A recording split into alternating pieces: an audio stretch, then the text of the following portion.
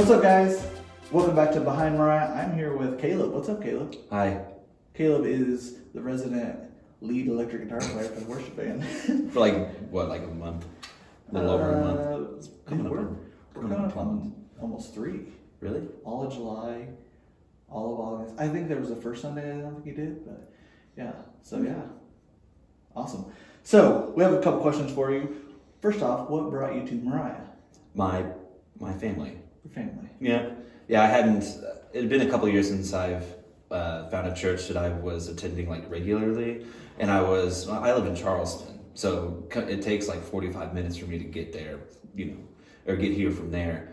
And one Sunday, my dad's like, hey, you should come to, the church we've been going to, and I've been hearing a lot of things about this church, and so I came, and I really liked how it was a smaller church, and everybody knew everybody, and there's a great sense of community, and people were always talking about like specifics, not like, hey, how's your week? Good, that's good. People are like, hey, how's your brother doing? Hey, I heard that, I remember you telling me about such and such. How are you doing with that? And I was like, these people actually care. So that's what's crazy about Moriah, because we went through a transition with pastors, and like in that time, like of course, when you have a pastor resign, like numbers kind of drop, and Moriah's always been everybody knows everybody really well. Yeah. And then even as we start to grow back up, like it still has that sense like all the way through. So it's really awesome. Mm-hmm. So, okay, so when you got here,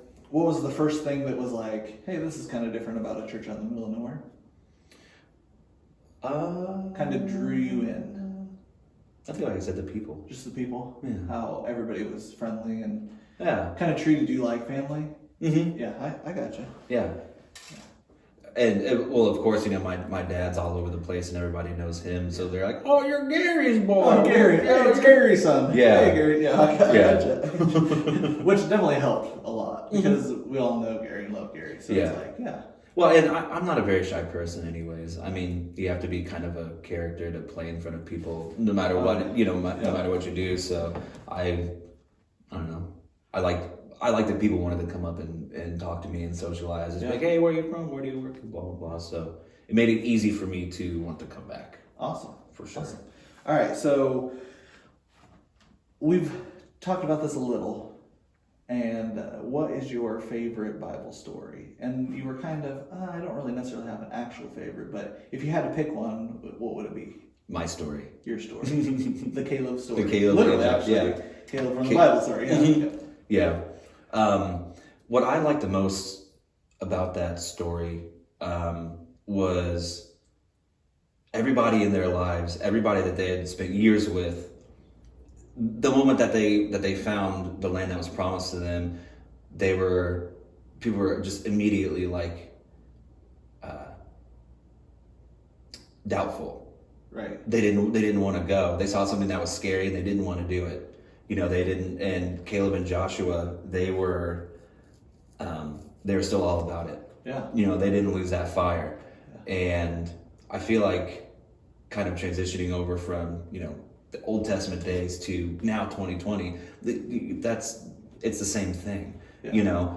If you know that there's something that you're supposed to do, and that God has laid it on your heart to go do that, it doesn't matter what other people say, because you know that God is motivating you to do something. And even though you might be scared to do it, because they could have been scared too. Oh yeah.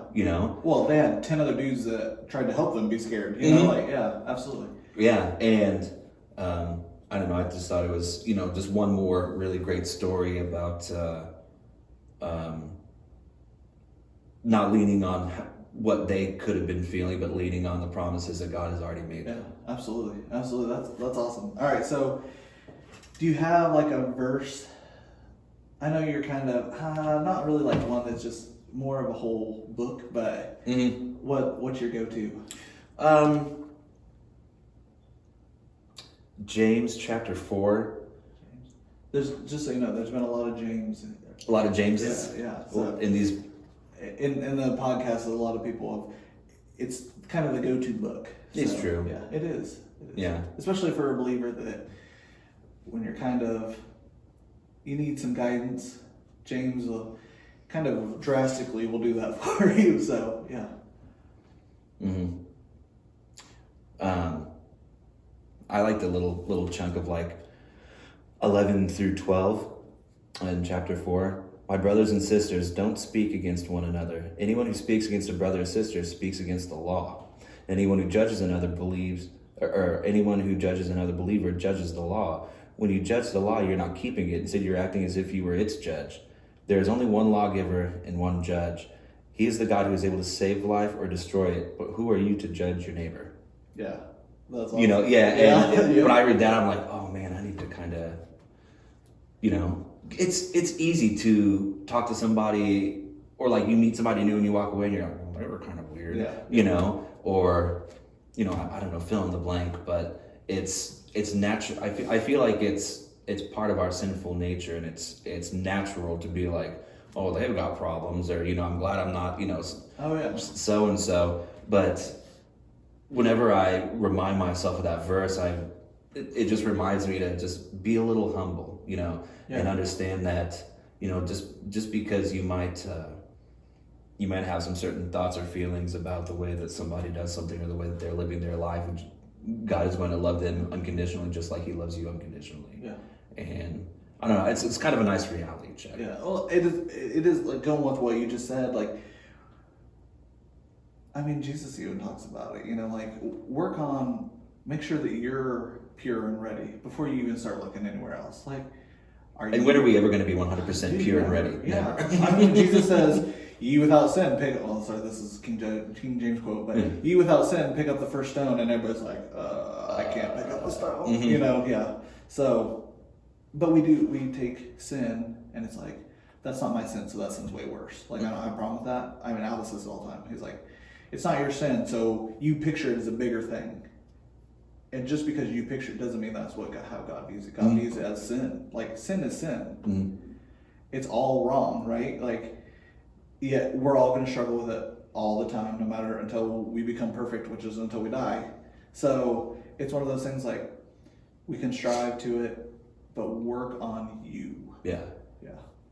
That's awesome. All right, so I have 7 rapid fire questions. We're calling it the Slick 7. The Slick 7. The Slick 7. All right, so favorite candy bar? Ooh, Carmelo. Ooh, okay. Carmelos. How do they keep the caramel so, like, every other caramel is always like solid, right? Carmelos never are. There's a trick to it. I've never been to the factory. I don't even know who makes it. Is it Nestle? Is it? Or is it, who makes the Easter eggs? I think it's that group, isn't it? The Cadbury. Cadbury? I think so. Cadbury eggs? I don't know, maybe. Anyways, next one, Pepsi or Coke?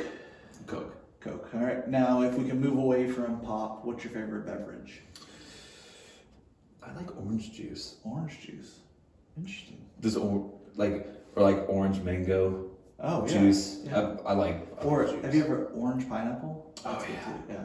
All right. So if you just do orange juice, are you a pulp guy or no? Not pulp. No pulp. I don't like chewing my drinks. That's okay.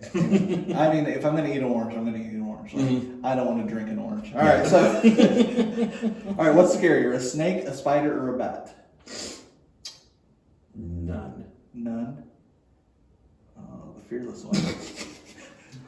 Probably a bat. A bat. A bat, yeah, because they're quiet. You can't really, you know, if you see a snake, I don't know. I like reptiles, like snakes and stuff, like frogs and turtles, but spiders, you just crush it. Oh yeah. You know, you just bash it. But a bat, it's like it can fly up behind you and you don't even hear, and it could, you know, get in your hair and. Oh yeah. There was growing up. There was one time I kept hearing this noise in our living room, and I didn't know what it was, and my dad didn't know what it was, and so we finally turn on the light. Okay, so we go in, and there's a bat flying around in our living room, and we didn't hear it except it would like run into the curtains and stuff like that, like it was hanging on there and then fly to somewhere else. And this is in the middle of the night, so my dad gets a golf club, and I hold the trash bag open. He smacks it out of there and fours it straight into the bag. Dude, that's works. impressive. It's effective. You have to be pretty accurate to use a golf club.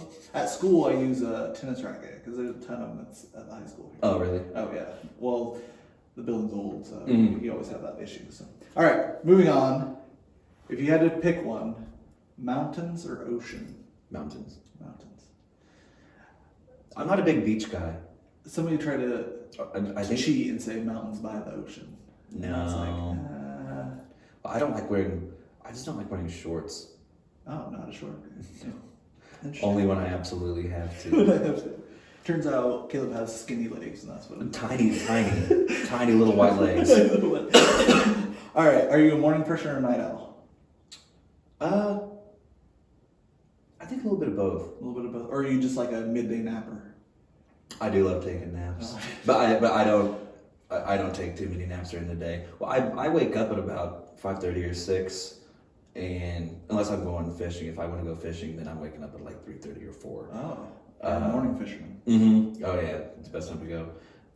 But there'll be some nights where I'll be in my workshop and I'll work out there until like midnight, 1 o'clock in the morning, because I just lose track of time. Yeah. And then I look down like at my watch. I'm like, oh no, it's 12:15. Yeah. I gotta be up in a couple of hours. All right, what's your favorite season? Fall. Fall.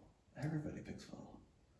I like spring too. Yeah. I like spring also because you're starting to come out of the dreary winter, and then one day you look out the window, your grass looks a little bit greener. You see a couple little buds on the tree. You're like, hey. In Illinois, it always tricks you though. You're like, oh, it's spring, and then we get another snow. But anyways, besides that, the rest of the country is okay, but Illinois just messes with you. All right, so favorite pizza topping, and you can go as controversial with this as you want. So Favorite pizza topping? yeah. I always really like buffalo chicken pizza. Oh, Like the chicken with the buffalo sauce. Yeah. Sometimes they throw a little bit of bacon on it. Oh, dude, if you can put bacon on anything. Well, yeah. It's better, but yeah. Yeah, buffalo chicken pizza. Love it. Yeah.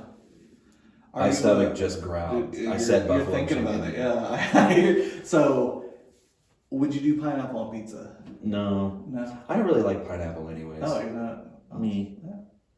It's The pineapple juice. Pineapple juice. It's not. Pineapple juice is good. Mm. It makes awesome punches, but I can do pineapple on pizza. It's not necessarily one I would request immediately, but I can do it. I mean, I'll eat it. Yeah. I wouldn't it's order pizza, one. I'm not gonna eat it, right? Yeah. So, yeah. But you wouldn't order it. No. Yeah. All right. Well, thank you for your time, sir. Alrighty. We'll catch you later. Sure. Peace out.